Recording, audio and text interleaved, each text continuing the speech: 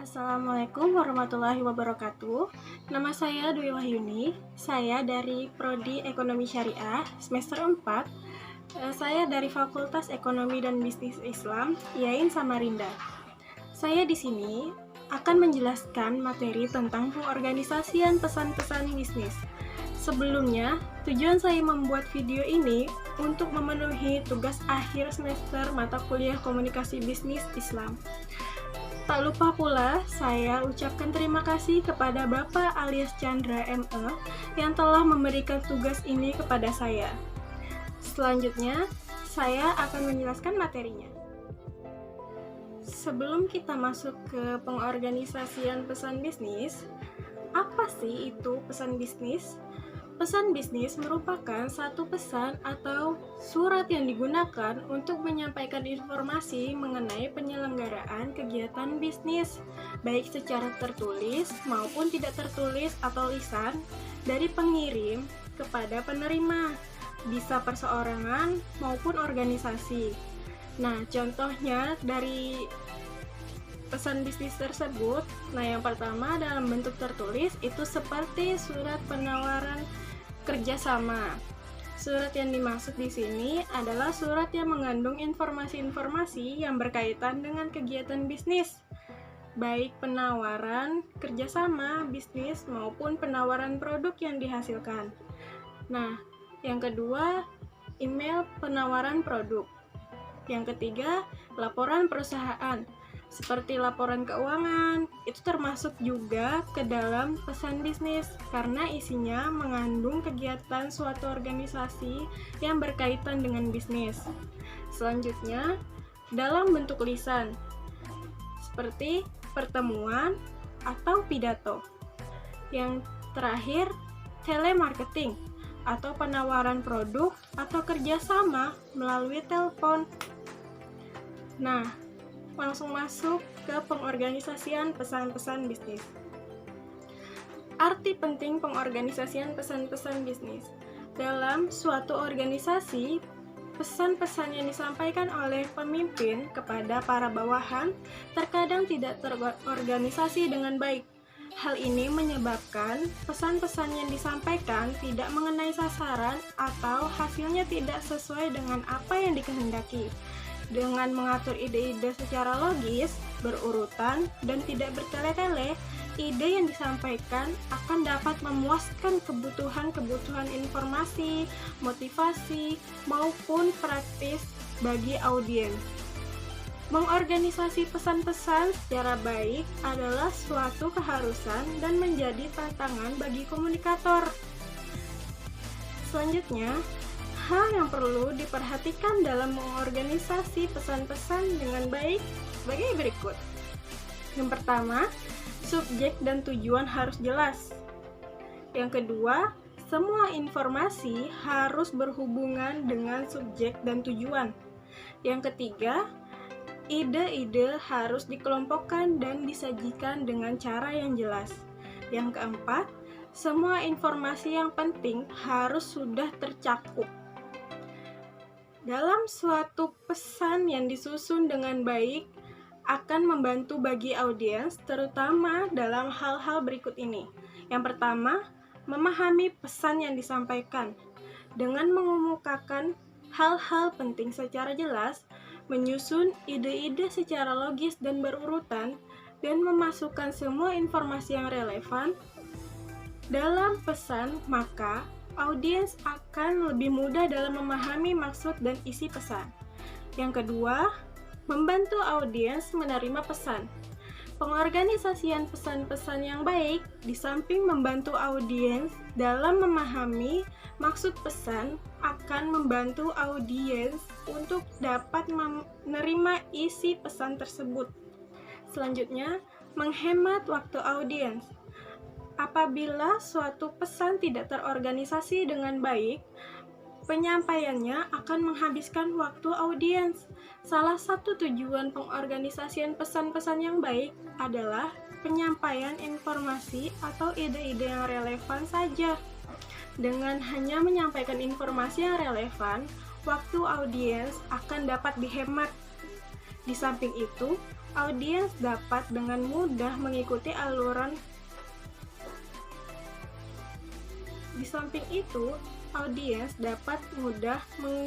alur pemikiran pesan yang disampaikan tanpa harus memeras otak atau mengerutkan dahi. Yang keempat, mempermudah pengerjaan komunikator. Pengorganisasian pesan-pesan yang baik dapat membantu pekerjaan komunikator sehingga dapat selesai lebih cepat dan hemat waktu. Hal ini merupakan faktor yang penting dalam dunia bisnis, di mana penyelesaian pekerjaan berjalan dengan baik, cepat, dan efisien. Dengan mengetahui apa yang ingin disampaikan dan mengetahui cara penyampaiannya, rasa percaya diri komunikator akan meningkat. Semakin tinggi rasa percaya diri komunikator, semakin cepat dan efisien dalam menyelesaikan pekerjaan. Selanjutnya, ada hal-hal yang menyebabkan pesan-pesan tidak terorganisasi. Yang pertama, bertele-tele atau kata-katanya ribet. Yang kedua, memasukkan bahan-bahan yang tidak relevan atau seperti basa-basi. Yang ketiga, menyajikan ide yang tidak logis. Yang keempat, informasi penting kadangkala tidak tercakup dalam pembahasan. Nah, apa sih sebenarnya manfaat pengorganisasian yang baik? Nah, itu yang pertama adalah membantu audiens memahami dan menerima suatu pesan. Yang kedua, menghemat waktu. Apabila pesan tidak terorganisir dengan baik, penyampaiannya akan menghabiskan waktu audiens. Yang ketiga, mempermudah pekerjaan komunikator. Pengorganisasian pesan-pesan yang baik dapat membantu pekerjaan komunikator sehingga dapat selesai lebih cepat dan menghemat waktu. Selanjutnya, pengorganisasian pesan-pesan melalui outline. Untuk mencapai pengorganisasian pesan-pesan yang baik, maka diperlukan suatu cara agar pesan tersebut dapat berguna dan bermanfaat bagi setiap penggunanya. Hal tersebut dapat dilakukan dengan cara yang pertama, mendefinisikan dan mengelompokkan ide. Memutuskan apa yang harus dikatakan adalah masalah mendasar bagi setiap komunikator yang harus dicari pemecahannya. Jika materi memang lemah, tidak memiliki suatu muatan yang menarik, maka akan menguburkan fakta yang ada. Apabila penyusunan pesan yang panjang dan kompleks, maka outline sangat diperlukan dan menjadi penting artinya.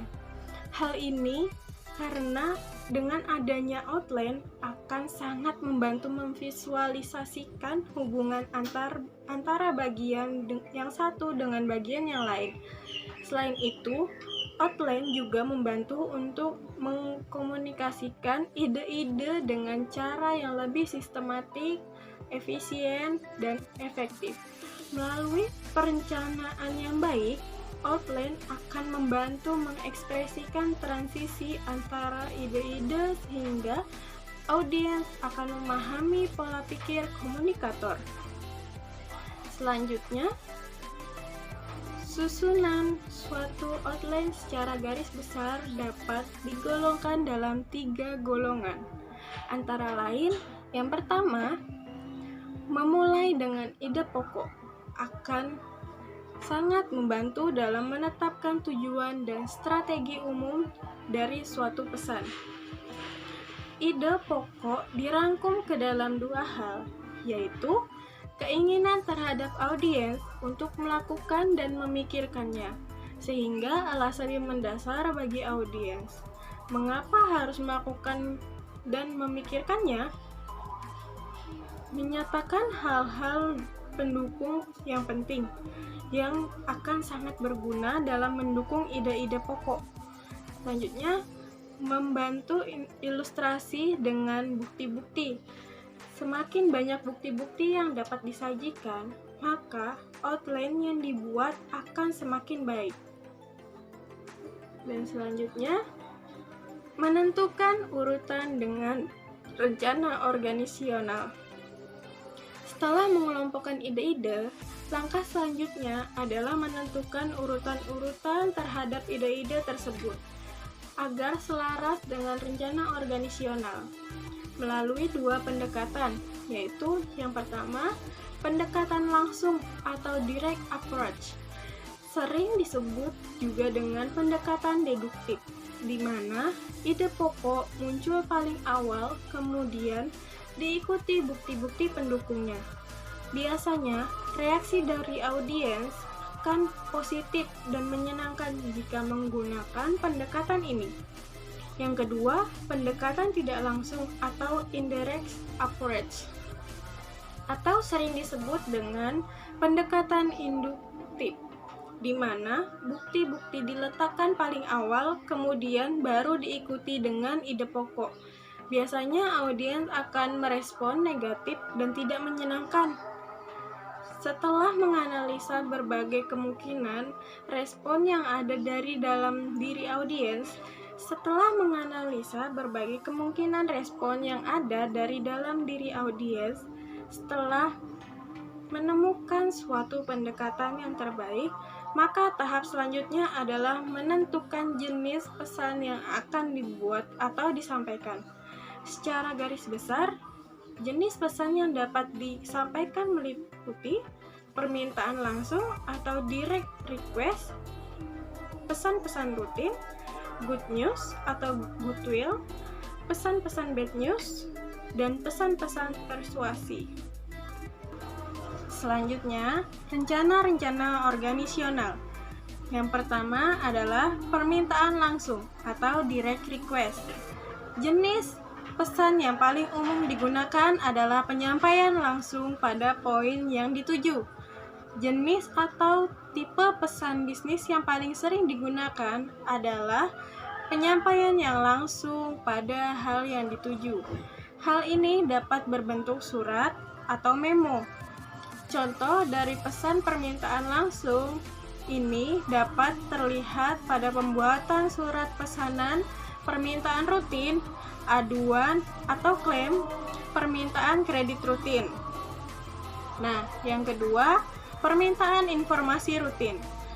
Pesan-pesan bad news berisi berita buruk atau bad news seperti penolakan suatu lamaran, penolakan kredit, perampingan karyawan, penurunan pangkat. Audiens pada umumnya akan kecewa. Pesan-pesan persuasi untuk melakukan tindakan tertentu seperti penagihan pinjaman, penjualan produk, pendekatan yang digunakan adalah persuasi. Surat permintaan rutin mempunyai potensi untuk membentuk suatu kesan positif atau citra yang baik bagi suatu perusahaan atau organisasi. Oleh karena itu, ketika menulis suatu surat permintaan rutin, Anda harus menjaga maksud atau tujuan menulis suatu pesan dan dalam ingatan Anda. Anda harus bertanya pada diri sendiri, apa yang Anda inginkan terhadap pembaca setelah mereka menerima pesan yang Anda sampaikan. Surat permintaan rutin layak untuk memperoleh perhatian secara bijaksana dalam suatu organisasi. Memo dan surat-surat dikirim ke ratusan bahkan ke ribuan karyawan, konsumen, klien, dan sebagainya. Surat permintaan rutin mempunyai potensi untuk membentuk suatu kesan positif atau citra yang baik bagi organisasi yang bersangkutan. Pedoman dalam menulis surat ini bahwa harus dijaga maksud dan tujuan menulis suatu pesan dalam ingatan kita, yaitu dalam membuat surat permintaan rutin perlu diperhatikan 3 pertanyaan, yaitu apa yang diketahui, mengapa hal tersebut perlu diketahui, mengapa hal ini dapat membantu. Nah, itu tadi pembahasannya mengenai pengorganisasian pesan-pesan bisnis. Terima kasih kepada Bapak alias Chandra, ME, yang sudah memberikan tugas ini kepada saya. Terima kasih juga kepada audiens yang telah menyimak penjelasan saya hingga akhir video ini. Mohon maaf apabila saya ada salah kata. Wassalamualaikum warahmatullahi wabarakatuh.